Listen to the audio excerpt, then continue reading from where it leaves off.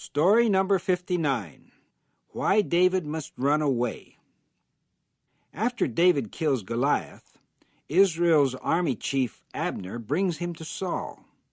Saul is very pleased with David.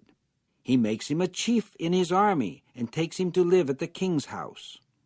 Later, when the army returns from fighting the Philistines, the women sing, "Saul has killed thousands, but David tens of thousands." This makes Saul jealous, because David is given more honor than Saul is. But Saul's son Jonathan is not jealous. He loves David very much, and David loves Jonathan too. So the two make a promise to each other that they will always be friends. David is a very good player of the harp, and Saul likes the music that he plays.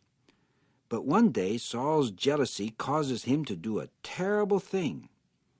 While David is playing the harp, Saul takes his spear and throws it, saying, "I will pin David to the wall." But David dodges, and the spear misses. Later, Saul misses David again with his spear. So David knows now that he must be very careful. Do you remember the promise that Saul made?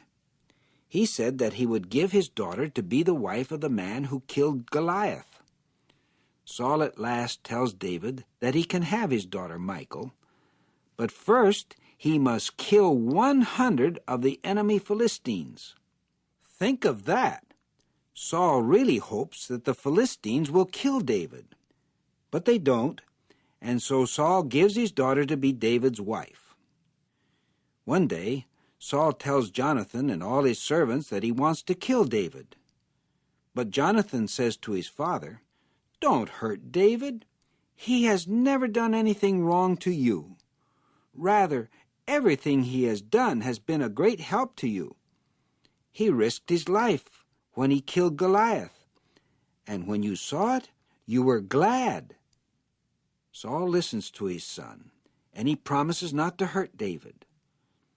David is brought back, and he serves Saul in his house again just as he did before.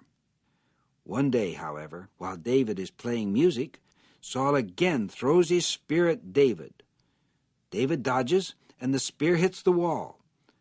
This is the third time. David knows now that he must run away. That night, David goes to his own house. But Saul sends some men to kill him.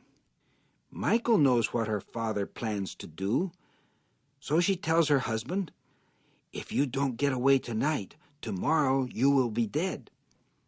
That night Michal helps David to escape through a window. For about 7 years, David must hide in one place after another so that Saul cannot find him.